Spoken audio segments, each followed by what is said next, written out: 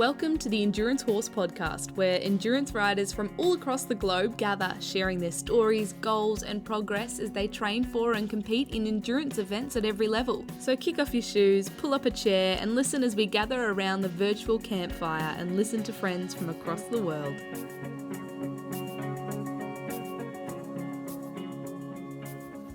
Hello, and welcome to episode 24 of Endurance Horse Podcast. This episode is focused on the non-traditional endurance horse. First, I wanted to share with you something that I had learned at the Midwest Horse Fair this year. I had a vendor booth there for my photography, and it gave me a great segue to also share my love of distance riding with other riders. What I learned there shocked me a little bit. Here I was at an event that was plumb full of riders from all over the Midwest. This was a 3-day horse fair in Madison, Wisconsin. This horse fair boasts over 300 educational clinics and seminars in the 3 days, over 500 vendors, and typically sees over 61,000 attendees. At this horse owner-filled event, most of the people I talked with about endurance had no idea what it was. Let that sink in for a moment. At a horse fair, horse people did not know what endurance is. The second thing I learned was that when I met riders who did know what endurance was, they thought that endurance was primarily a West Coast sport only. The third thing I learned was that the riders who did know what endurance was did not think they could do it because they did not own an Arabian. Some people also felt that they were too old and that the sport is only for the young or those around 25 years old or younger. Through this episode of the podcast, I hope to encourage riders who may be listening and thinking about trying a distance riding that you can do it with any sound horse that you choose and take your time conditioning. Some breeds of horses tend to handle hot weather better than others, and the Arabian is the star at handling the heat. Many breeds of horses have a naturally lower heart rate, though I would like to tell you that here are some horse owners in this episode that are going to share with you what joys they find in riding a non-traditional breed in endurance. They are loving this sport with the horses that they have. To confirm for this episode that the Arabian and Half Arabian are the go-to horse in the sport of endurance, I reached out to Mike Mall and the AARC. Here are the 2018 numbers for breeds entered in the AARC rides. Thank you, Mike, for providing the numbers, and thank you, AARC, for always being so helpful on the phone and by email. In 2018, if you add together the Arabians and the Arabian crosses, there were 10,811 competing, which is nearly 80% of all horses competing. So clearly, Arabians and Half Arabians are the mainstay of the sport of endurance. The next horses in line may surprise you. In 2018, there were 357 Mustangs, 268 Morgans, 225 Tennessee walking horses, 170 grade horses, 165 Appaloosas, 154 quarter horses, 118 Paso Finos, and all other breeds combined were 1,333 horses competing. The total number of horses competing was 13,601. But maybe it's not so surprising that in a horse fair of 61,000 attendees, that a sport that has 13,601 in the United States competing, maybe it's not surprising that they don't know who we are. So I'm doing my part on the podcast to try to get the good word out about how fun endurance riding is. So please share this with somebody that you think might want to get into endurance riding, and let them know and let them hear for some of these amazing horses that are doing so well in the sport. It is easy to see by the statistics that Mike Mall so kindly sent to me that Arabians and Half Arabian horses are not just seemingly the dominant breed in endurance, they surely outnumber the rest easily. However, there are many great qualities to other breeds, and this inspiration for episode 24 is purely to encourage you to try the breed you already have, the breed you already love. I am sharing as the first person in the audio in this episode the before, during, and after of my little 13-year-old mare's first LD with me just over a week ago on August 10th. I followed a conditioning plan. I had a few hiccups along the way, i.e. hoof abscesses. I'm sharing Grace's update on this episode because she was basically a love baby. She is a non-traditional endurance horse. She is by our trainer, Carino's Fire, and out of our paint mare, Bailey Zippo. We intended Grace to maybe be shown in dressage and to be a trail horse. Certainly we never pictured her as an endurance prospect. She is 15.2, 15.3 hands, probably 15.2, and she's heavily muscled, but she's a sweetheart and she's very laid back. She took great care of me on this ride. Only spooked once or twice. So here I am, even though she was never intended to be an endurance prospect, sharing with you the audio of our non-traditional horse, a much adored mare, a big puppy dog personality. Without further ado, or maybe just a little ado, here is my emotional moment out of somewhere between mile 21 and 22, when I finally realized and I knew that she was going to not just finish, she was going to finish strong. Thank you, Grace, for such an enjoyable ride and all the rides we rode to condition to get to that point. Thank you for being the horse that added an additional 25 miles to my record and carried me that 25 miles closer to my 1,000 mile goal. Here's Grace.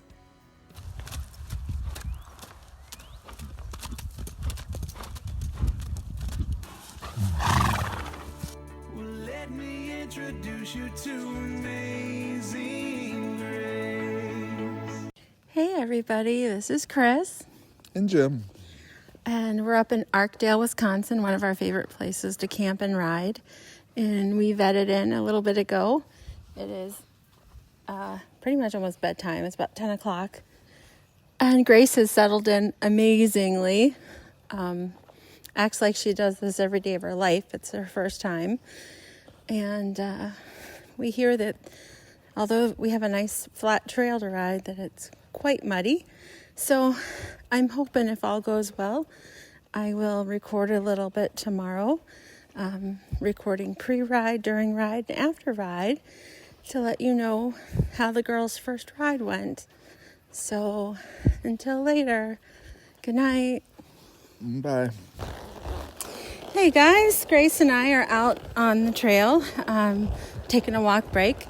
But we've got exactly 21 miles in right now, so we're almost done. And I couldn't be more proud of her. And, Jim and I bred this mare. And she's 13. She's been a pasture girl. She's not your typical endurance horse. I wasn't sure how this was going to go. But I spent a lot of weeks training her from March till now. To get her to this point, and I know it's just a 25, I know it's an LD, but I'm just so proud of her, I'll restart my timer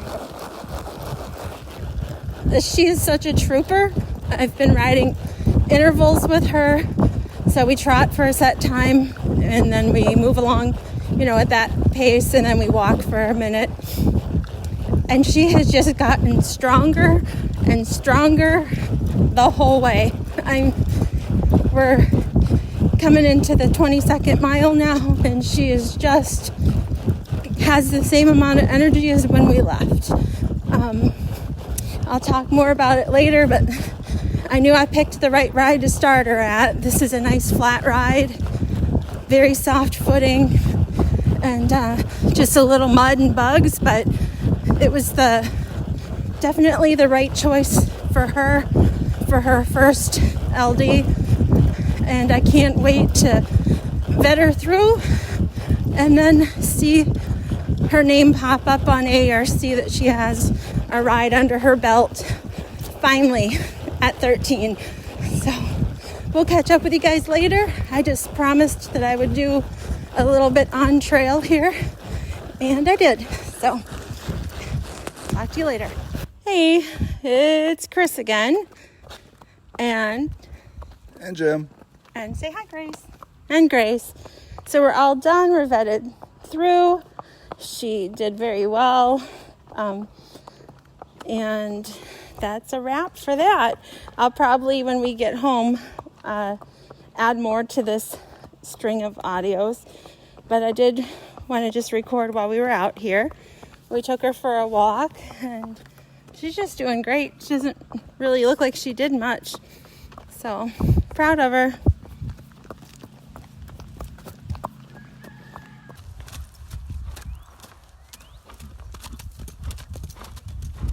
My name is Patricia Clark, and I'm from North Carolina. I'm a lifelong horse owner. I've been competing in endurance since 2008. I have 1,705 endurance miles and over 1,100 limited distance miles with a 92% completion rate overall. I wanted to talk to you today about standardbreds. My main partner on the trail is a 15-3 standardbred named East Meets West, and his barn name is Eli. It never fails to, when I go to an endurance ride, that somebody looks him up and down and they'll say, "What kind of horse is that?" He really does tower above most of his Arabian competitors. He's got this big air of authority. Like, don't you realize that I was once a racehorse? He strikes this really imposing figure, very muscular, great physique. And when we first emerged on the Southeast Endurance Circuit in late 2009, we got a lot of quizzical looks from the regulars. They're like, "What kind of horse is that?" Eli actually started his career as East Meets West, a standardbred pacer, under the reins of Archie McNeil. Archie raised him, trained him, bred him. He's sired by the Western Hanover Sun Western Paradise and is bred royally through and through. He raced 21 times, but he was less than profitable on the racetrack. He earned less than $7,000. So Mr. McNeil chose to send Eli to New Vocations Racehorse Adoption to find a new job.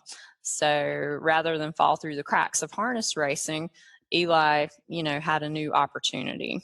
I saw a really short video clip on YouTube of Eli under saddle, and I knew that I had to have him. I had actually just gotten another mare from them that didn't work out, and so it seemed very, appropriate that I give Eli a chance. I notified Dot Morgan, who was the director of New Vocations, and Eli was mine within 4 hours of having been put up for adoption. It's a very quality horse. He's got a regal air, very athletic, and that illustrated all the attributes that I was seeking in an endurance prospect. So why a standardbred for endurance? I could have easily jumped on with everyone else and rode an Arabian. I've had Arabians. My background's diverse. So over the years, I've trained quarter horses, owned and ridden Appaloosas, Arabians, Rocky Mountain horses, Pasafinos, Tennessee Walkers, racking horses, and a variety of other breeds. As a lover of gaited horses, I really wanted a horse that had a gentle temperament, athleticism, and the potential to have a variety of gaits. I found all of those with Eli. He has legs of iron from years of jogging on the racetrack. He can trot for hours at 10 miles per hour, and he has bursts of speed that are just unbelievable. His arsenal of gaits includes a walk that's over 5 miles per hour. He's got a great trot, which is his gait of choice, even though he was a pacer on the track. He can pace, of course, stepping pace and slow rack, and he will occasionally offer a canter or some kind of gallop, not his gait of choice. His disposition is kind of funny. He's really particular about where he eats and how he's treated. He'll throw his feed bucket in the water tub. He plays with it like a sailboat. He does not like to eat off the ground. He does not like cold baths. He would prefer a warm shower. And he expects you to be punctual in all of your care of him. But he has a tremendous work ethic, just as many standardbreds do. He does not like to be left at home. So he wants to go out and he likes to be on the trail. And he transitioned to that very easily. He quickly changed gears in his life. Most standardbreds adapt quickly to new training, and the first time he went trail riding, he took off at a bold trot and never looked back. He relishes new trails, new challenges. He travels well. He'll camp in an electric corral or other types of panels. He's never attempted to escape. After some trail conditioning, he completed his first ride, which was a 35-mile ride at H. Cooper Black in South Carolina in the fall of 2009. And it's really deep sand there, and he does really well, whether it's mountains or sand, which are our two primary competition zones. He performs with ease, poise, power, confidence. My proudest moment that year proved to be when several influential members of the endurance community noticed him and made a point to tell me that this was a really good-looking horse and that they appreciated the way that I took care of him at rides. By the end of 2010, he had completed 10 rides, and we'd become a really common sight at rides in our region. The looks from others kind of faded away, and the vets knew who we were and that we were capable. And at the end of 2010, I signed him up for his first 55-mile endurance event. So people are like, "You're going to do what?" And I believe there were people who doubted his ability to complete a true endurance event, but I knew that he was ready to prove his mettle. He's a consistent machine on the trail. He can just trot and trot like a metronome. So our ability to maintain a steady pace throughout a ride has assisted us in successfully completing a lot of events. His body language as we headed out on that first 55-mile ride, we were at about mile 35, seemed to indicate that he thought we might have made a mistake. But as the sun set, we finished that last loop up in the dark, and he rallied and trotted boldly for camp. Passed the final trot out really well, and I could never have been more proud of him. He always gives his best. I wondered at that moment, would Archie be proud of Eli for pounding out 55 miles in one day? And of course he was, as he remains in contact with us. Our accomplishment proved to be a small one in the world of AERC, but it was a monumental moment in our partnership. But he didn't stop there. He got stronger and stronger. In 2012, we attempted and completed his first 75-mile ride in the top 10. He won his second 75-mile ride. As we trotted through the dark at the Alabama Yellowhammer 75, I was never more proud of him. Our connection is really beyond anything I've ever experienced with a horse, and I think we're well on our way to becoming a decade team. By the end of 2018, he's accumulated 1,230 endurance miles, 525 limited distance miles, and he was honored by winning the first annual U.S. Trotting Horse Association High Mileage AERC Standard Bred Award for 2011. So people don't really ask what he is anymore. He doesn't get mistaken for an Anglo-Arab or a Mustang or a Thoroughbred anymore. He's a standard bred, and I feel like, in some ways he has been the, grandfather of a lot of new standard breds moving into the sport. So he continues to head out on the trail. He's really happy. He's getting older now, so a little bit more maintenance keeping him up. But we're hoping to complete our decade team this fall if everything goes well. I will say that I do avoid extremely hot rides with him. That is not his forte. So being in the Southeast, we primarily compete in the fall, because the weather, of course, is better for us. I don't like the heat either, so I'm with him on that. He pulses down well. I typically get off and walk him in the last quarter of a mile, and that gives him a chance to, calm himself and get to a point where he's going to pulse down readily. If it's below 80 degrees and the humidity's not terrible, he will generally pulse down in, less than 5 minutes. That's normal for him. I've found over the years that if he goes over 7 minutes, then something is amiss. So you need to pay attention to those little key indicators that your horse is trying to give you. In terms of standard breds, they vary tremendously. You're going to have trotters, you have pacers, you have pacers like Eli that prefer to trot. So you have to be very careful when you're selecting them and make sure that you're getting a horse that matches what you are looking for. He had to learn how to trot on the trail. He's a big racehorse. He used to trip over those little knolls on the trail, and he can now race through tight single track trail with little effort. And, I really can't imagine my life without him. And I hope that he can continue to inspire others to give standardbreds an opportunity to try new sports.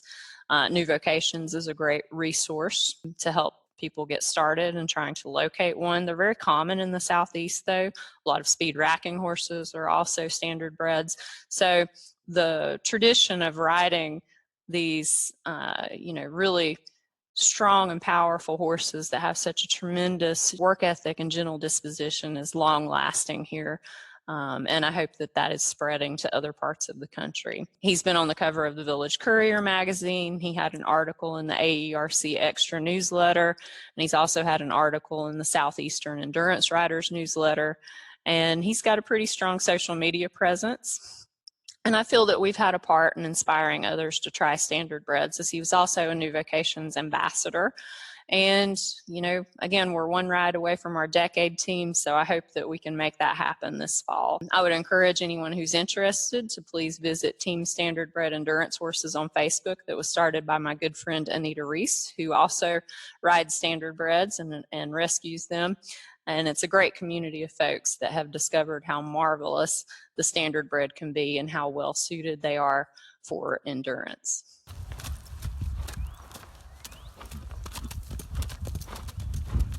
Hi, my name is Jo Harder, and I'm an endurance rider in Florida. I've been riding endurance for about 10 years now, and I thoroughly enjoy it.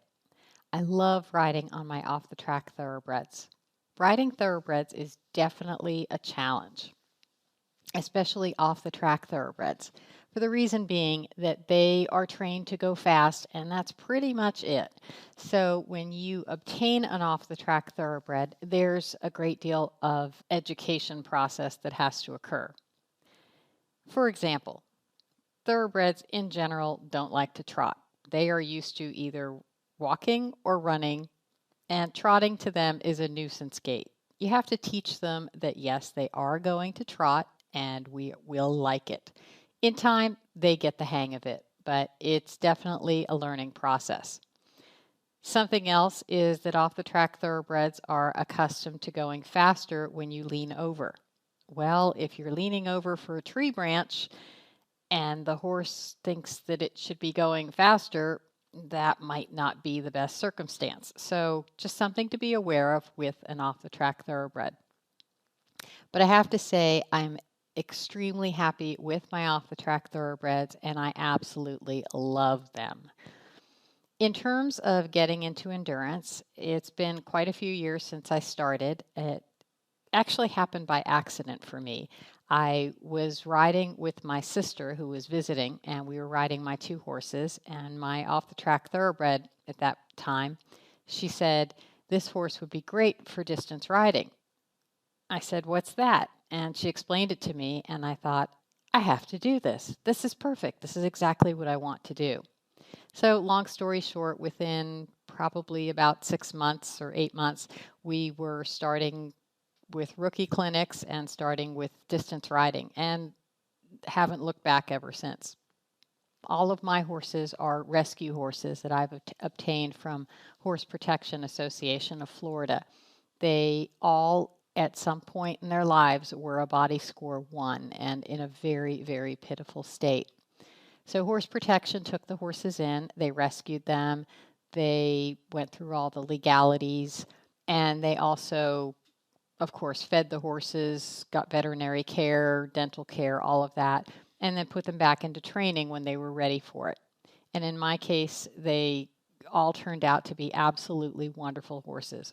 So at this point, I have 4 horses in my pasture, of which 1 is a retired endurance horse, 1 is the husband horse, and 2 are my competition horses. So I absolutely love my thoroughbreds. There's nothing like galloping through the woods on an off-the-track thoroughbred. But you can't disillusion yourself to thinking that you're going to be doing this right away like you might in the movies. It just does not happen that way. It takes a lot of work before you can really trust your thoroughbred because, again, they are trained to go forward and go fast, and that's it. There's a lot more to endurance riding than just going fast. So you have to train the horse to really take care of itself. In some cases, you may be dealing with ulcers, you may be dealing with some hoof issues that you need to work through. So there's definitely a learning process for each one of these horses as well as for yourself. So it is definitely not a fairy tale type situation. You need to go into it with your eyes wide open for riding an off-the-track thoroughbred. But in terms of them being an endurance horse prospect, think of it this way. They've had a lot of handling and a lot of training. So they have no issues at all with a vet putting their hands all over the horse or getting their temperature taken or anything along those lines. So at the vet check, my horses are actually pretty good. Never say never, because they've had some bad days too. But for the most part, they're totally accustomed to the vets looking them over and everything that's associated with that. But in terms of starting a ride, that to me is the hardest part, especially for a horse that I'm just starting out. The reason being that they think of it as it's the start of the race. I need to come out of the gate and go really fast.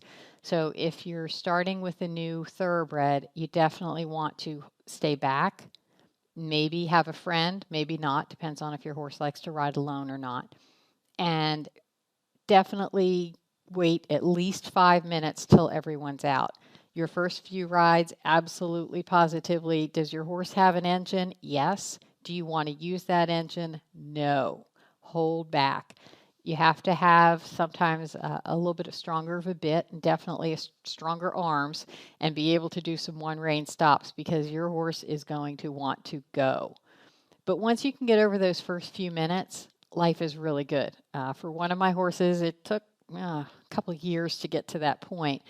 But once I got past the first few miles, I have to tell you, it was heaven after that.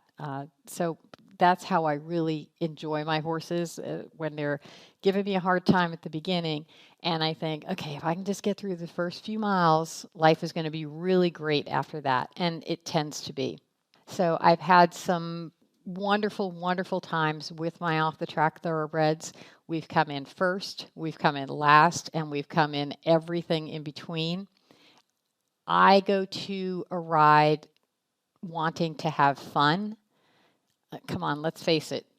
What do you get? A bigger hoof pick for coming in first place? Yes, I've come in first place, but it's not that big of a deal to me. Most importantly, I want to finish a ride with a happy, healthy horse. Some people call endurance racing as a term, and I call it endurance riding. My horses have raced once in their life, and they're never going to do that again. I don't want to put them through that. I want to enjoy it as a ride, and that's exactly what we do. I think that there are a lot of challenges with thoroughbreds, but I think that overall it's very, very well worth it in the long run. In my case, I took in the rescues and have made them into really wonderful horses. They tend to get into shape rather quickly because they have been in peak condition at some point in their lives. Chances are it was an early point in their lives and they were very young. But one of my horses, for example, she raced when she was 3 and then again when she was about 6.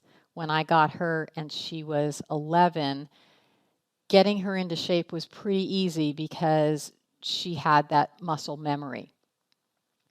So in her case, it was actually not that much work. And from a physical standpoint, however, from a mental standpoint, she had a lot to get through, and it took many, many rides to get her to the point where she was comfortable. She didn't like to leave ride camp, the last one that I started. The first half a mile to a mile, she kept giving me signals that she wanted to do a 180 because going back to ride camp was a lot more fun than what we were doing. But once she got going, she absolutely loved it. So she's a work in progress. One of my other horses just loves to get started fast, loves to pass everybody, and loves to keep going. She's the one that I've had several first place finishes on. And again, I don't care if I'm first place or last. I just want to have a happy, healthy horse. One of the biggest challenges of thoroughbreds are their feet.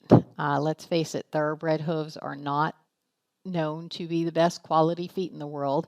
In many cases, the thoroughbreds are shod at a very young age. They're kept in stalls a lot, and their hoof development is not quite what it should be.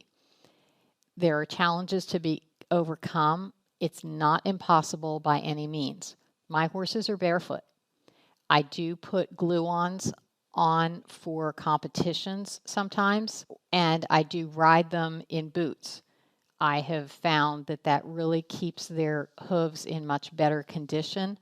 And for competitions, especially where we're going over rocks and so forth, I don't want to subject them to that barefoot. And I totally believe in no steel, no aluminum, no nails, no anything like that in my horse's feet ever again. They are going to be barefoot. And overall, they've got pretty good feet. One of my horses in particular was definitely raised in a stall and had shoes slapped on her feet at a very young age. So her hooves are always a work in progress. I have to keep her toes really short, but she does 50-mile rides and she finishes looking pretty good. So it's not to say it is impossible. It's a little bit more management if you do get one that doesn't have great feet, but it's not impossible by any means. So go out there, get yourself a thoroughbred, understand what you're getting into. It's a little bit more work on the front end, but you will have a blast.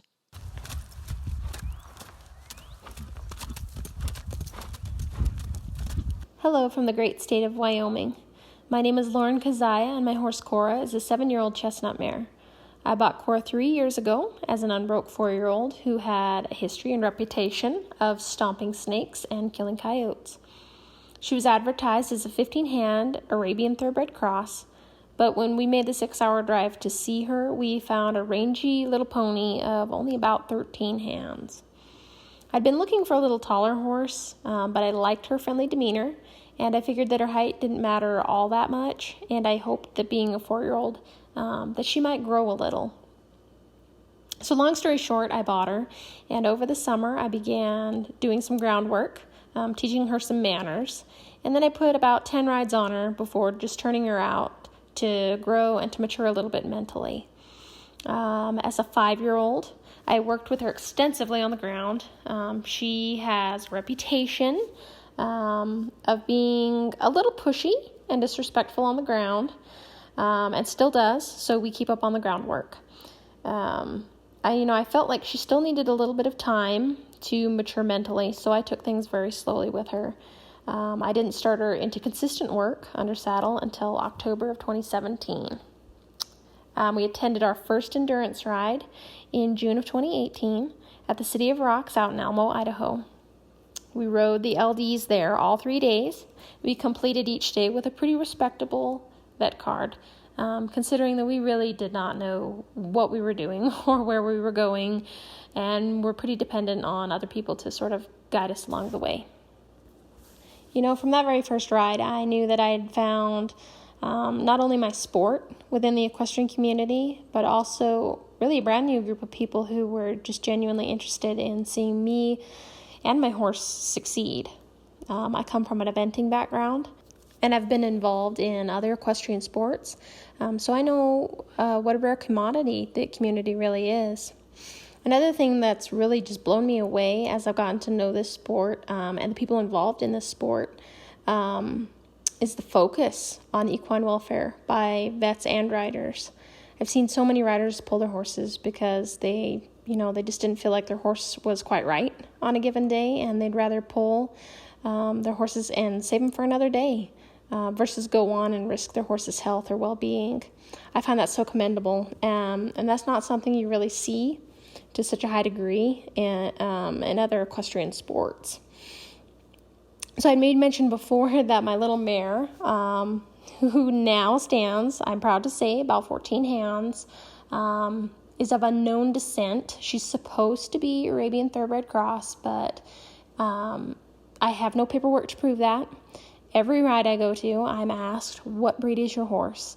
And I used to tell people, she's an Arabian Thoroughbred cross, and people would always just step back and look at her and say, well, I really don't see the Thoroughbred, and I don't know that I see the Arabian. Well, I see some Morgan in her, or I might see some quarter horse in her, or whatever. So now I either tell people, that she's just a grade mare and I don't know, or I just ask people, hey, what do you see? What do you see in her? And it's always fun to hear people's responses. It's just kind of a fun game to play. One of my absolute favorite things about Cora is her drive. She's not the fastest. She doesn't have the biggest stride. She's not a super impressive mover. But when you get that horse out on the trail, she knows her job. She's willing to do her job, and she will do whatever it takes to get the job done. Maybe slower than the other horses. I don't think she'll ever be, a top 10 horse or, some real competitive, high points horse, but she's really got a lot of heart, and she's so stoic. That horse will not tell you. She will not tell you if anything is wrong. That's both commendable, I think, but also just deeply frustrating. I had a saddle on her last year that I thought fit pretty well. Not great, but pretty well. And then her winter coat came in. And these huge white spots appeared, and I felt so bad because she never told me that saddle hurt her back. So that's actually something we've been working on this year, is improving saddle fit. She's a little bit difficult to fit. She's a little downhill. She kind of has the short back. And again, she's super stoic. She will not tell you if anything is wrong. So you really have to,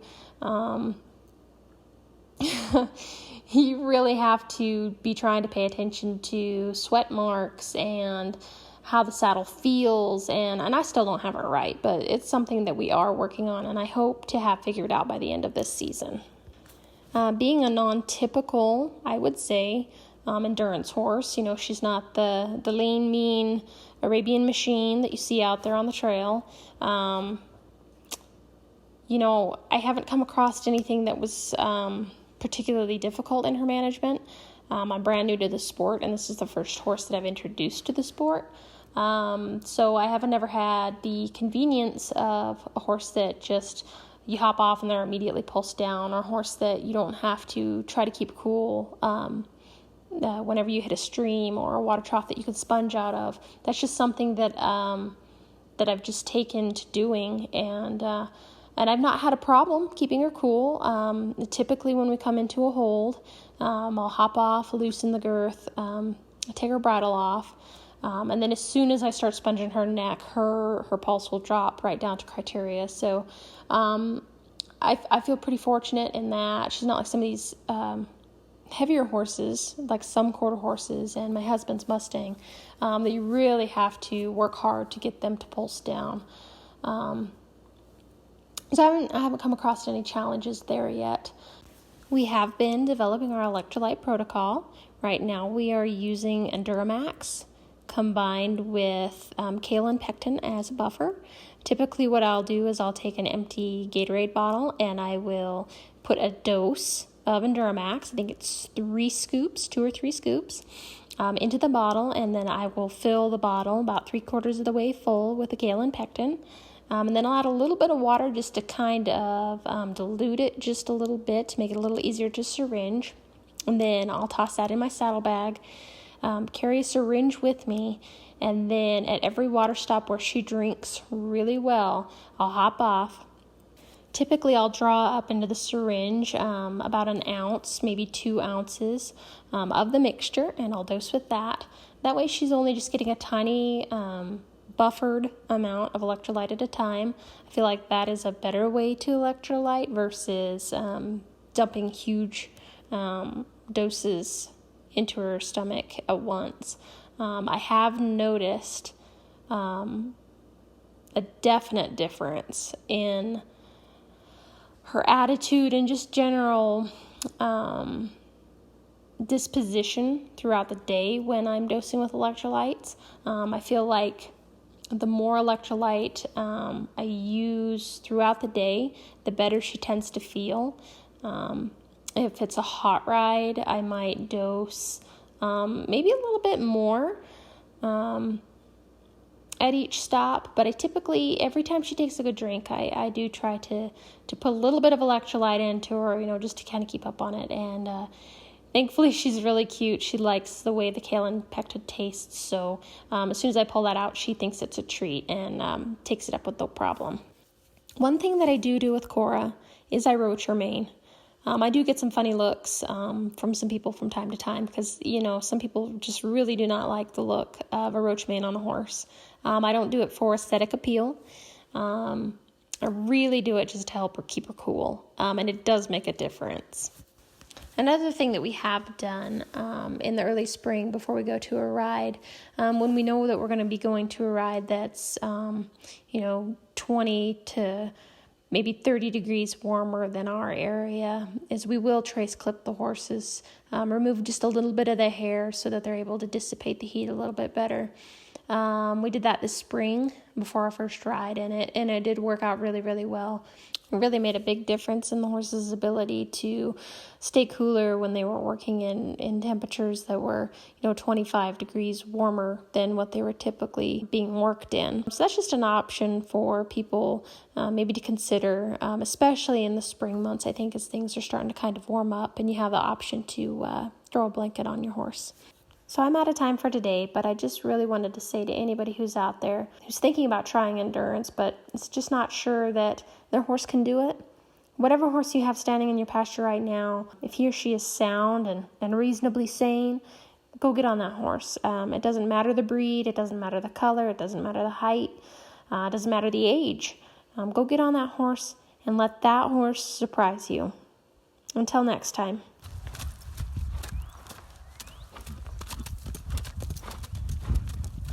Hello, my name is Libby and I'm from the Olympic Peninsula in Washington State. My current mount is a 15-year-old Tennessee walking horse named Mo. I've been riding since I was 4 and I'm in my mid-40s now.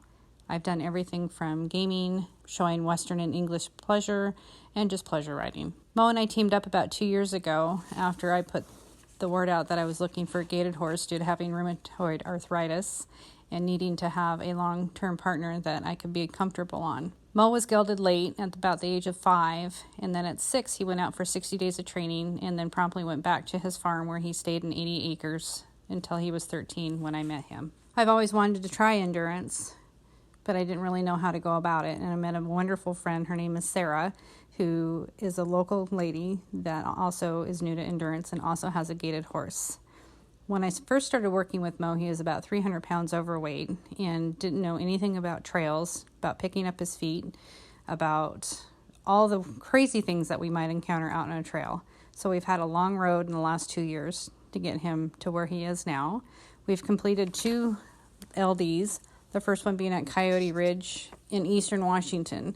Our trails here on the Olympic Peninsula are a lot different than most of the ride trails that we've seen or have gone to so far, being as we ride a lot in the rain and we have a lot of mud and clay, just plain dirt, and a lot of tree roots, but not a lot of rocks like you see over on the east side. About the only similar trail that we've gone on so far was when we took the horses up Mount Townsend last fall, which had a lot of steep switchbacks and a lot of rock. But most of our rides are up and down some very steep hills and embankments, so we don't have a lot of wide open spaces that we can pick up a good gait and continue on for miles and miles. Our main challenge is that we are much cooler than where most of the rides are held, and so we really lack in the heat training. Our first ride at Coyote Ridge this year, I learned quite a bit, as it being my first ride.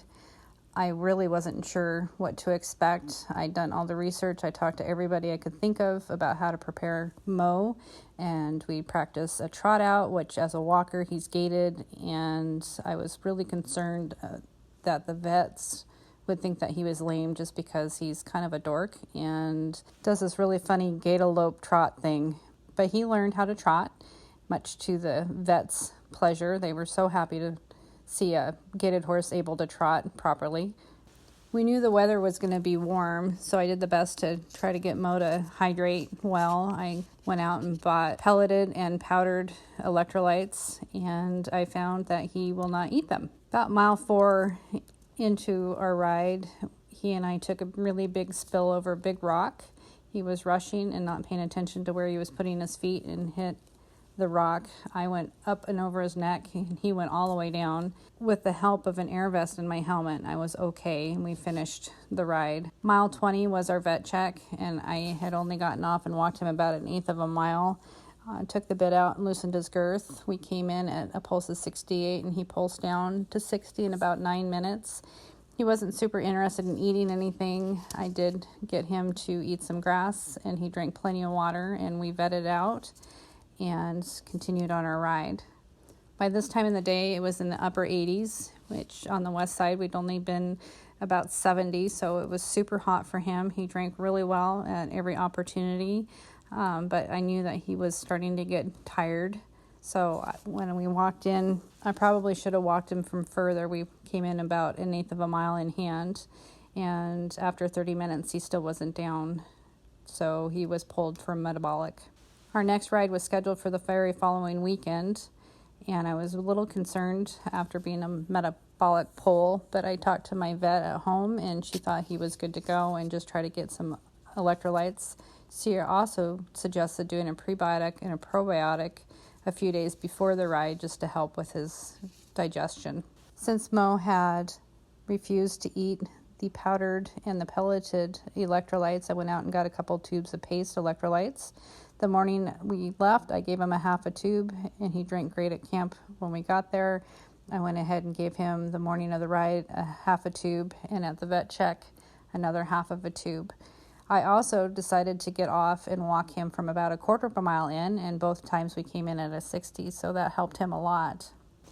The ride didn't have anything for the horses to eat during the ride, and on the last loop, we didn't have any water. The cows had drank all the water out of the cow troughs, except for the very last one, which was pretty muddy and dirty by that point in the day, so I was quite concerned that he was going to have some problems, but he did come in at a 60, thank goodness. The week after our second ride, the farrier came out, and he noticed that Mo had quite a bit of sensitivity and soreness in his feet, probably from all the rocks that we'd encountered. So he gave me some tips on how to toughen up his soles.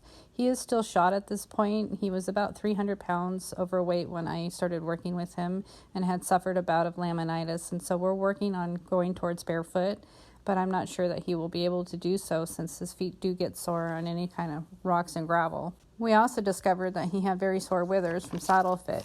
Since I started working with him, we've gone through about 4 different saddles.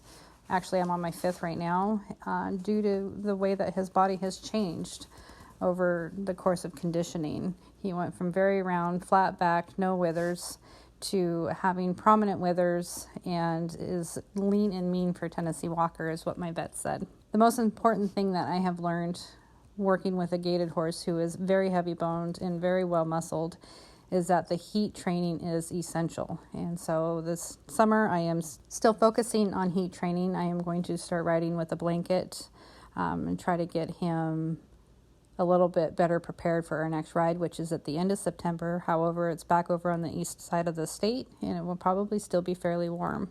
I don't know that Mo and I will be ever able to do a 50. My hope is to try a 50 in 2020. But if he can only do LDs, I'm completely happy with that. My main goal is to have a happy and a healthy horse at the end of each ride and not to do any major harm to him.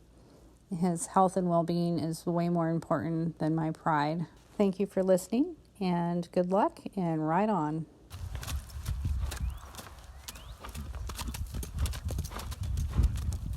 Hi, my name is Jessica Isbrecht, and I am a green bean endurance rider from New Jersey.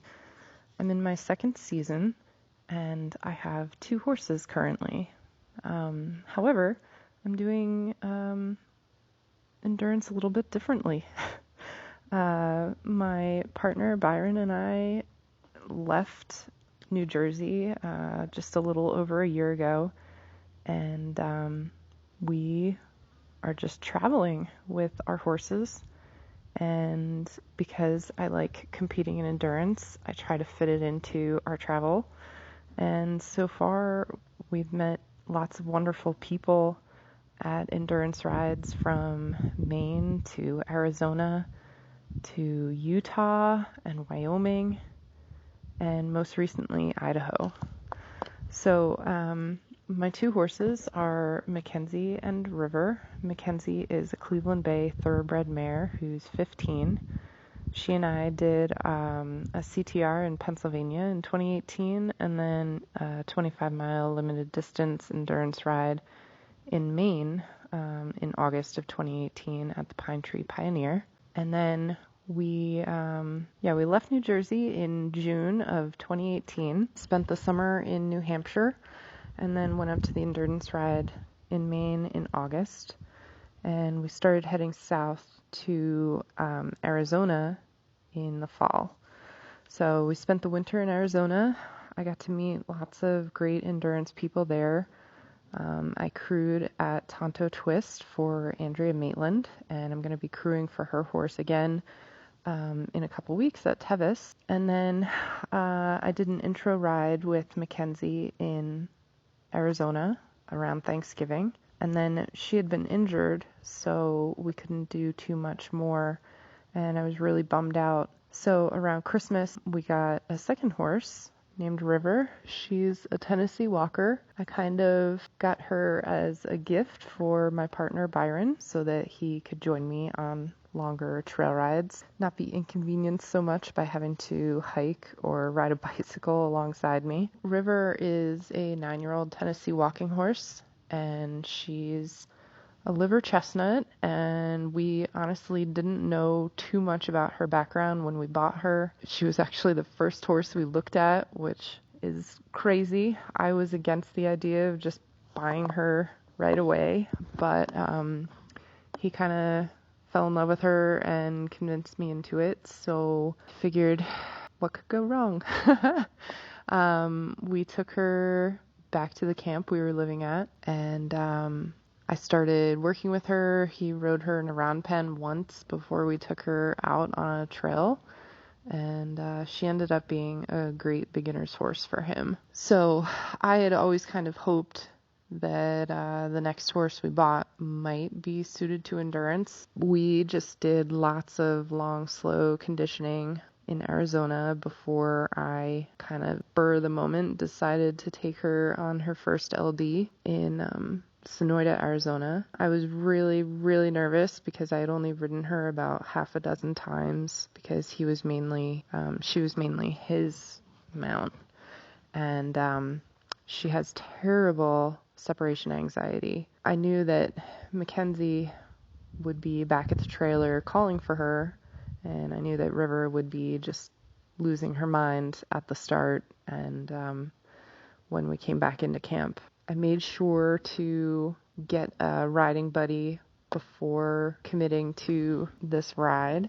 Christina McCarty on Hot Shot was absolutely wonderful. She kind of babysat us through the crazy start. River was kind of spinning and freaking out and going sideways and a little bit uncontrollable. We kept it together. She didn't buck, she didn't rear, she didn't do anything crazy.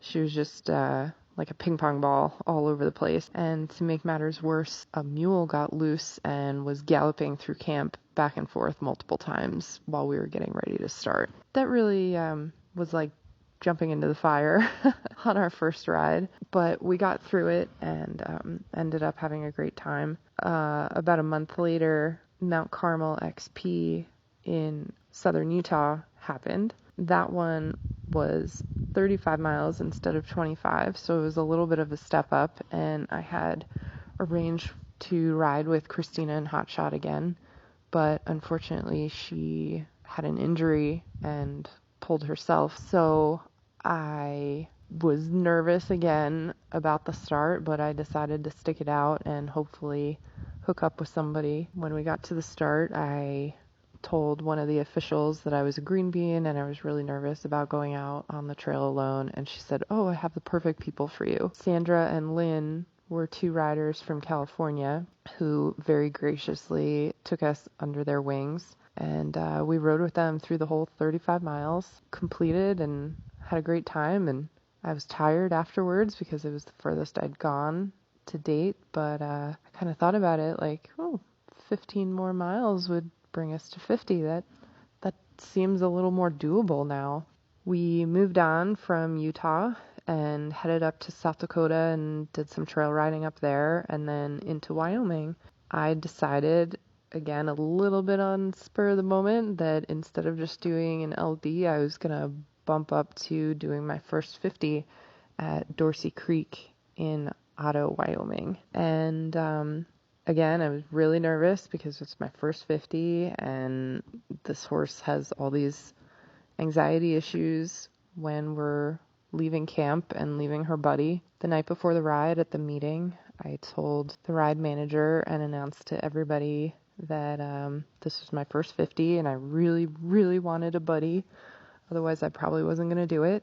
Yvette, a very nice lady who was doing the ride to complete her decade team requirements with her horse Roscoe, again, took me, a complete stranger, under her wing and said, as long as you're okay with riding my ride and it's going to be slow, you're welcome to join me. And slow sounded great to me because I didn't know how well we would do doing 50 miles. We went through it with her and her riding partner, Gary. We ended up having a really great experience. I was much more sore and more tired after doing 50 miles, but I was really, really proud of myself for getting through it and proud of this little horse who I'd only had for 6 months, completing a 50.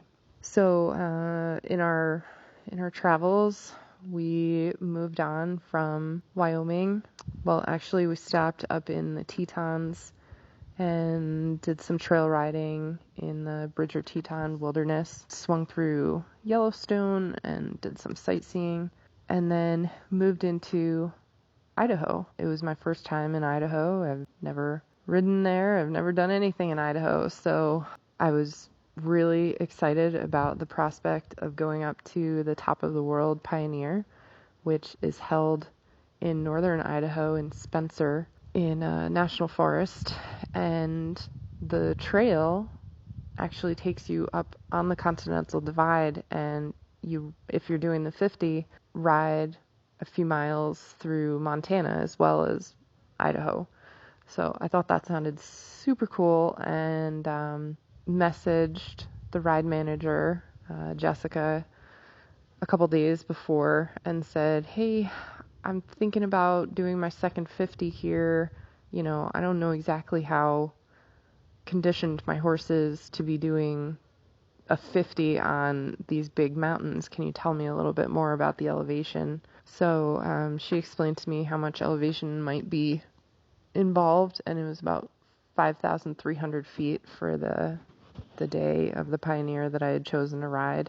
And I thought, okay, I guess we'll see how it goes. Maybe I'll be happy if we get pulled halfway. We do tons of mountain riding, going from the mountains of Arizona to the mountains of Utah to the mountains of South Dakota and Wyoming. The horse is pretty fit for doing hill work, but just not over 50 miles and not at trotting speeds, because my partner is a beginner rider, so he mostly likes to do slow rides with intermittent faster pace, but maybe trotting for 10 minutes is about all I can get him to do. So the horse doesn't get tons of speed work in her conditioning, so I was concerned. We ended up going, and this was the first endurance ride I did with her where we didn't have a riding buddy prearranged. I just showed up at the start, and we went off with everybody else and kind of got our pace going and worked out our placement in line. And she seemed to handle horses passing and lagging behind fairly well. She was nicknamed by Christina as the social butterfly, because at our first ride down in Arizona, she would just whinny to every horse that she saw out in the distance. They could be, half a mile ahead of us going down a hill. As soon as she caught sight of them, she would be whinnying like crazy to them, even though she had Hotshot as a buddy with her. So she likes she likes the endurance herd to stay together. She gets really nervous when, even if there's a horse near her, others start going off into the distance. So again, I was really nervous, but I figured if things got out of control, I could just get off and hand walk or something like that. Luckily, I didn't have to do that at any point because we ended up pacing really well with a lady named Kelly Jacobs, who was from Montana. And she and I got to talking and we bonded pretty quickly. And because our horses were going at about the same pace, we decided to stick together. And we had a ton of fun talking about our lives and our horses and travel. She's from California most recently, and Southern California is where I'm planning on moving to after Tevis, hanging out there for the winter. So we had a lot of fun talking about that. The horses did great together and were very well behaved. So we came back into camp for our hold, and there was only one hold on this 50-mile ride instead of the first 50 that I had done. There had been 2 holds. So I think that that was a little bit of a detriment for me because I didn't have enough carrying capacity for water on my saddle, and I ended up running out of water during both loops. And I think that I got really dehydrated because of the high altitude and how intense the sun was and how warm it was. It was a high in the mid 80s that day. But the horses were doing really well. I caught up with Kelly again on our way out of camp, and we pretty much rode the entire 50 miles together. The scenery for the ride was just beautiful. We went up onto the Continental Divide in the morning and took a little bit of a side trip over to a lookout point where we could see the valley below us. And that was at around 10,000 feet, I believe. Then we rode along the actual Continental Divide trail, went through grasslands and forests, and there was lots of natural water. There were streams. And then in the afternoon, we did some lower elevation, more like sagebrush, pastureland, desert type terrain. And that was really hot. But we had good footing in most places, and we were able to go fairly quickly with not too much walking. So we got it over with pretty quickly. Luckily, there was natural water and decent streams and some nice grass for the horses to eat. So we finished pretty strong, vetted through pretty well. River had a slight lameness in her right front, and I was concerned because I had only trimmed her like 2 days before the ride, and I do my own barefoot trimming and boot my horses for rides, and I'm still learning to trim, so I was nervous that maybe I'd done something wrong or taken her too short and she had stone bruised or something. After vetting and realizing that there was a little bit of lameness, even though it was enough to complete, I was still nervous. So I took her hoof boot off immediately and inspected her foot and didn't notice anything wrong. Chalked it up to a stone bruise or something. And then about 2 days after the ride, I discovered scabbing on the backs of her heels, and I realized, unfortunately, that the boots had rubbed her heels over that long distance. So now I know for a more intense 50 with lots of up and down and water crossings and dirt and mud and things like that I need better gaiters and more padding on the backs of her heels to try to prevent rubbing. So anyway, that's a quick recap of our most recent ride. I have a couple more 50s or maybe back-to-back LDs planned for this season, and then I'm already getting really excited about doing Southern California and Southwest rides over the winter. But my next adventure is moving over to Tevis and crewing there and seeing that whole shindig for the first time. So I guess I will report back after that, packing up camp here in Idaho and getting ready to hit the road for Lake Tahoe and the Sierras tomorrow. Check back in next time. See ya. Bye.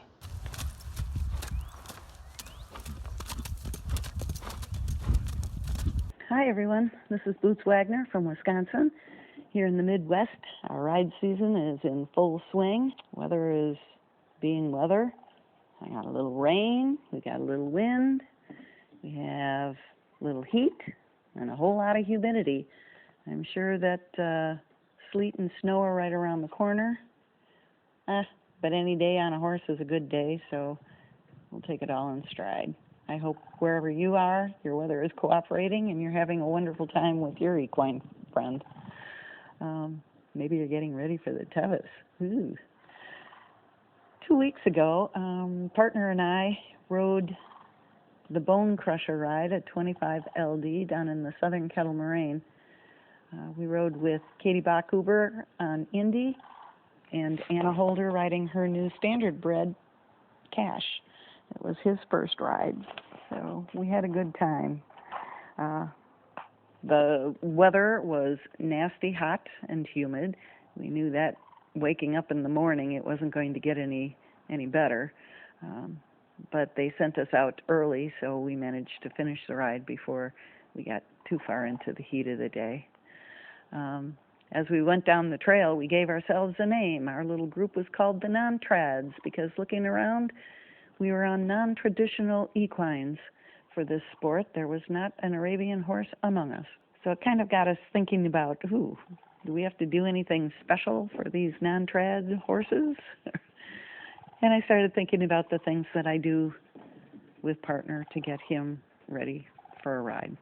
Obviously, conditioning at home, out on the trails, that's an important piece. Early in the season, we probably do more trotting, making it a kind of a faster workout. As the season goes along, just because we go every other weekend, our conditioning becomes more of, let's go out and do a trail ride, throw in a little trotting, but let's just keep it mellow. Partner knows the difference between trail riding and competition days, and I know that he's always ready to go on those competition days. So this kind of just gives him a little bit of a mental break. As far as feeding him, I guess we all know that starts at home. Good quality hay, pasture. Right now they're out on pasture, I'd say 10 to 12 hours a day. And then they get a little hay when they come in just to keep them busy at night so they're not hanging over the fences. He also gets a feed called Calm Ultra. And on top of that, he gets SPN vitamins and then an extra scoop of vitamin E. So that's kind of what his feed schedule is at home. When we go to a ride, obviously take good quality hay with us. And as we all know, your horse never wants to eat his hay, he wants to eat his neighbor's hay, but I'm assuming we all have good quality hay, so we take that along. Other things I do for him, when he comes into a hold, he will get calcium right away. In the past, when we were first beginning this sport, he had some issues with cramping, and so calcium became our go-to in halfway and at the end of a ride. He gets calcium. He also gets a big dish of floating oats. Partner knows how to eat and drink on the trail. He does a really good job of taking care of himself. He learned that pretty quickly. You might even see us, sometimes he'll trot down the trail with his nose kind of like a peanut roller, about 2 inches off the ground, snagging what he can get. So he does take good care of himself, eating and drinking. But I make sure that he's got floating oats when he comes in because I want him to make sure that he has something in his stomach. I also like the fact that he's getting more liquid into him so that when we present to the vets, hopefully his gut sounds are good and his hydration is good. On the trail, I may carry carrots with me, and whenever there's a break in the action, I'll offer him a carrot so that he's eating on the trail. Some trails, it's harder for him to find grass or clover or whatever. So just carrying that along just to make sure that he's got something in his stomach. Usually when we come in, I don't always pull the saddle, but on really hot days I will, and I will just bucket the heck out of him. He stands really well. He likes having water poured on him, not on his head necessarily, but on the rest of him. And I know that his head is itchy, so I'm carrying my sponge so that he doesn't use me as the itching post until we're all done. Then he can roll and itch all he wants. So, making sure that I'm cooling him with water and scraping it off, and the calcium and the floating oats. And then when we get back to the trailer, he gets his ice boots. He gets his ice boots for about 20-25 minutes. And then if I need to poultice, I'll poultice his legs. I'm trying to think if there's anything other than that we do that's special. Probably the oddest thing that we don't do is I don't give him electrolytes. Early on, my vet and I discussed it, and he does better without the electrolytes. Again, he's always eating and drinking, so, I kind of make sure that he's doing that. He has free choice mineral and salt in his stall, but I don't do all the electrolyte stuff that other people do. I've heard that a horse should be able to do 25 without it, and so far, so good. If it ain't broke, don't fix it. Well, anyway, that's about all I do that I can think of, and nothing really more spectacular than that. Well, I love on him a lot, but I'm not sure that makes a difference, other than for me. So, anyway, I hope to see you out on trail soon. Happy trails.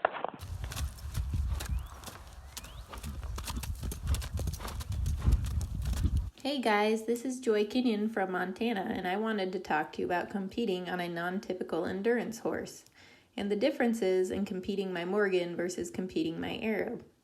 Now, I only have 155 AERC miles. I did compete my Arab Jazzy a little bit in CTR, and I also did an LD on her before competing on my Morgan mare Chinook. I've now done 6 LDs this summer, 5 on my Morgan, and the last one on my Arab. Both of these horses are similar in size and spirit. They love to trot and are both competitive. I think my Morgan may even have more go than my Arab. It's like she has an endless supply of energy. Now, to prepare for competing my Morgan this year, I rode a lot in the winter. I was bound and determined to compete a season on my Morgan. I think that we put in about 250 miles from December to March, which I know isn't a huge amount, but I was fighting with limited places to condition in the bitter cold and deep Montana snow. I was also having issues with ice balls forming on Chinook's feet. Our first ride was in Antelope Island. This being Chinook's first LD, she was pretty worked up. Bedding in, her heart rate was 60. The next day, at the first and second vet checks, it took about 4 to 5 minutes for her to pulse down. That was with me getting off of her and leading her in probably the last half mile. Now the next 2 rides were more of the same. Her CRIs were generally around 60 over 72. By the Wyoming ride in May, we started to gain in fitness. I got off, as usual, about half a mile from the vet check, and I cooled her in a creek. We got to the vet check, and she actually pulsed down before 2 of the Arabs in front of her. Her CRI ended up being 60 over 54, and she got all A's on gut sounds, which was definitely an improvement from our first ride at Antelope Island, where we had a few B's. At our last ride together in Fort House, Chinook was at pulse both times walking into the vet checks, which totally amazed me. I'd always get off and lead her in and pull the saddle and bridle as soon as I could. Unfortunately, she was lame on her last trot out, but her CRI and her pulse were still very low, and she had definitely improved from the previous rides. Basically, Chinook improved with the last few rides, and her baseline of fitness seemed to get better. It's hard to keep her cool and get her fit. It takes a lot more work than getting an Arab fit. She's very heavily built and really likes to hold on to her weight. I recently competed my Arab at Top of the World this past weekend, and she had lost a full 2 days before the Fort House ride. As soon as I got the green light from the vet, I started to condition her. I did not get to condition her near as much as I got to condition my Morgan, and she naturally had a low pulse around 45 at every vet check, even after a very mountainous ride with big climbs and having a lot of baby weight still. She travels, eats, and drinks better than my Morgan, although I don't think that's necessarily due to her breed. And last week, I finally got the green light to start riding Chinook again, so I'm going to start riding her again tonight and see how things go. Hopefully the muscles she pulled is well healed and I can do at least one more ride on her this season, but I plan to take it slow. For those of you contemplating on competing a non-typical endurance horse, I say go for it. It's very rewarding to slowly see all your hard work paying off. You can compete on a non-typical endurance horse and still be very successful. I suggest riding a little harder in the morning when it's cool and taking it slower as it heats up. Cool your horse with water every time you get a chance if it's warm. It is much easier to keep a horse cool than to bring a horse's temperature down after it's gotten too hot. I was fortunate that our first several rides it was cool and I did not have to put much effort into cooling Chinook. However, once it got hot out, I really had to pay attention to cooling her. I would imagine that Chinook, had she not gotten hurt, would be competing with better vet scores and better times by now. There are some ways that competing on a non-typical endurance horse can be hard. Don't let that stop you. I say it's more about heart and finding a horse that you get along with than anything else. Thanks for listening, and feel free to ask me any questions on Facebook. I'm definitely still a green bean, but I love to help people out when I can.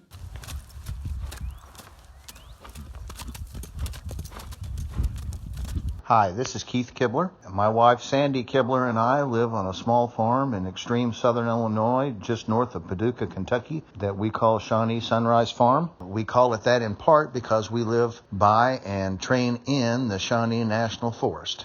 And it is a true national treasure and one of the best places to ride and train horses that I have ever imagined. The Shawnee National Forest is approximately 300,000 acres, encompasses most of southern Illinois, one way or another, and the main trail is called the River to River Trail, and as the name implies, it runs between the Mississippi River and the Ohio River for 160 miles, and then there are many hundreds of side trails that branch off of it and interconnect. It is where we train, and we love it. We train and compete gaited horses, Missouri Foxtrotters and Tennessee Walkers, against the fine Arabian breeds in endurance. Although I certainly believe in LD, and in my opinion, LD is endurance. We early on did some LDs, but now because of my work schedule, I have to basically close up my small office and be gone to go to almost any rides. And so since we can do LD distance for free on Saturdays or Sundays, we do 50s. Both my wife and I do 50s, and I do hundreds. We have a blast. We have an absolute blast. I was asked to talk to you today about a recent ride that was at the very end of June, the 1st of July, just outside of Salem, Illinois, which is the nearest ride to where we live.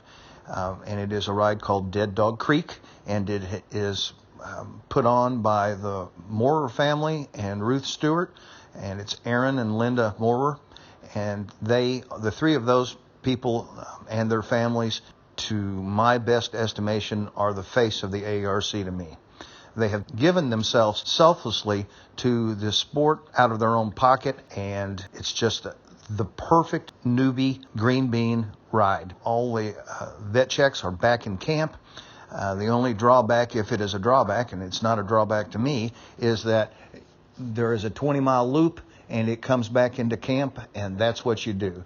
So you have a 20-mile loop and two 15s for the 50. For the 100, which is called Lincoln Trail on the same course in September, you have 5 20-mile loops. It's a technical trail, and as a technical trail, our horses really do well there. We've had a number of BCs at every distance, including 100 on the course, and our horses are just very adaptive to the technical broken up kind of trail that this course has. We took 3 of our horses, 2 Missouri Foxtrotters and a Tennessee Walker, and I went up on Thursday to secure a good camping spot and get the horses settled in for the Saturday and Sunday rides, and then my wife came up Saturday. A traveling companion and close friend of ours by the name of Gabrielle rides a fine Tennessee walking horse, and she was going to ride with Kate and I, my main horse Kate, who's a Tennessee walking horse mare,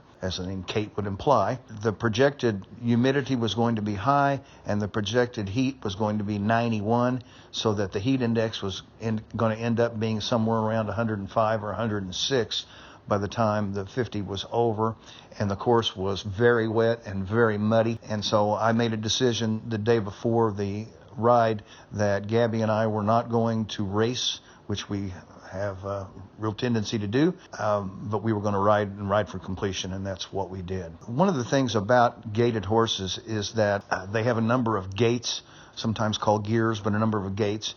And so unlike a trotting horse where you're trotting or you're cantering or running, we have intermediate gaits that we can switch back and forth from. Those include a running walk and a racking gait. Sometimes there's a saddle rack, also known as a broken pace or a slip pace, depending upon just that horse's tendencies. And then, of course, they will canter. They can drop their head and do kind of a cowboy lope if the horse is trained to do that. And they can run, although most of the time in these events we don't run our horses, but in hundreds we sometimes do, just to break things up for them. We use GPS watches and heart rate monitors to determine what the sweet spots are for each one of the different horses we train and compete. And we keep between 9 and 11. My wife and I keep between 9 and 11 horses training at any given time. And it is a business for us. All but our top 2 or 3 horses we offer for sale after they have usually 3 successful 50 completions. I think that I've probably got more to learn than what I know. We've had, by the end of this last weekend, we end up having 101 rides is how many our horses have been to. And even though we make no bones about the fact that on most days, depending upon the actual situation with the horse and the weather, we are racing. But even though we are racing, what I'm most proud about is our completion rate.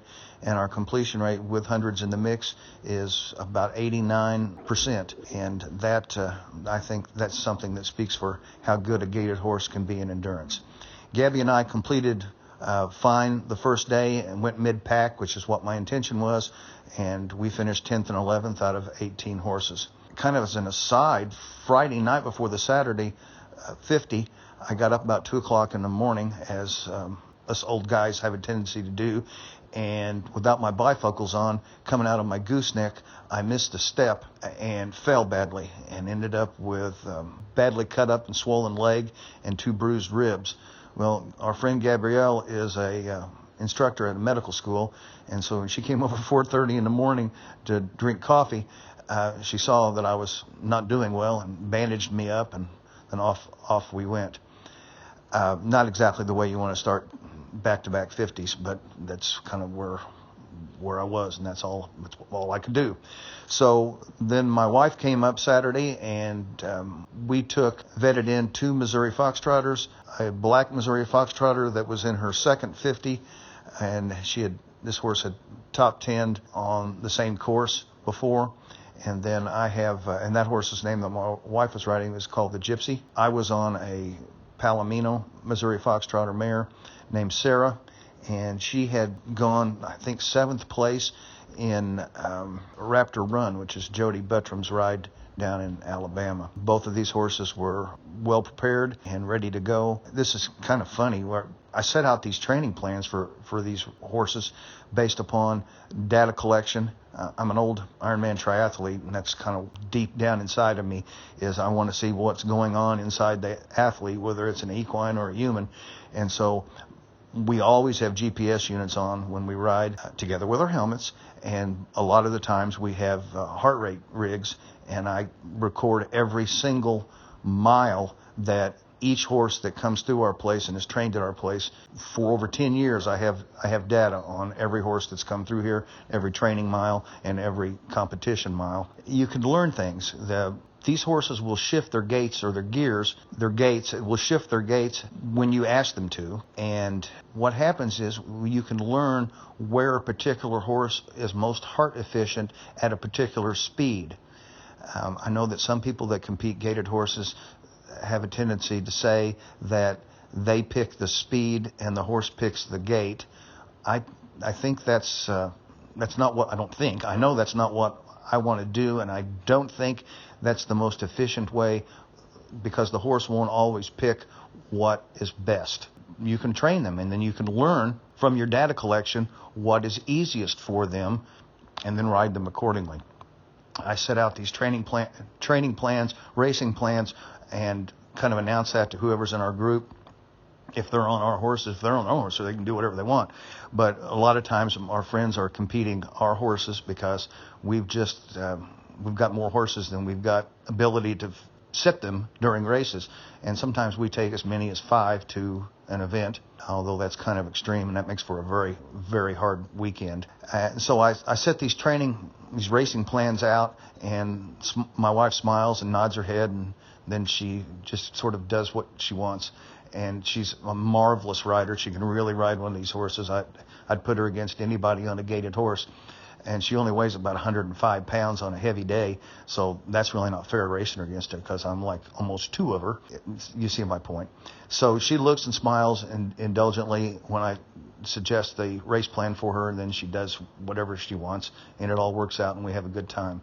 So we decided to really ask these horses for what we believe they were ready to do, and they went off and very quickly went into the lead the second day, these 2 Missouri Foxtrotters, the Gypsy and Sarah. And Sandy and I swapped leads back and forth all day, and most of the day, and when I say most, I do mean most, because with 125 yards to go, she and Gypsy slipped ahead of me and Sarah and went through, and I was so happy for her, because out of 101 rides that our program has had, it was her first place finish. And so we had a wonderful time. Both horses vetted in, and we took our completions and our homemade prizes, which are the best ones you can get. Not something somebody bought, but somebody made with their own hands. And our prizes were made by race director's elderly mother, and it just doesn't get much better than that. So we got home, and you know how tired you are when you get home from one of these things, and you've ridden 1 or 2 days, or you've ridden 100, and then you try to go home that same night. I got home and was exhausted, and then a couple of days later, walking across my driveway, I sneezed, and one of those bruised ribs broke.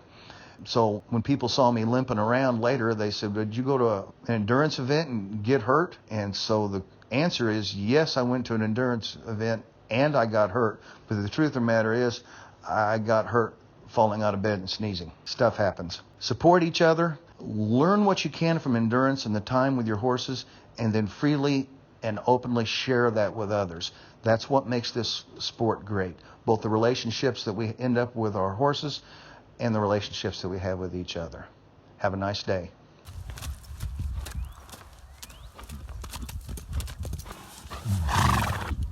We enjoyed having you along for the ride.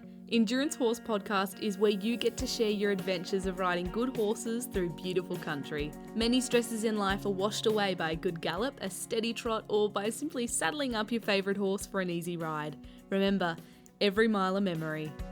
To share your story on Endurance Horse Podcast, send an email to endurancehorsepodcast@gmail.com.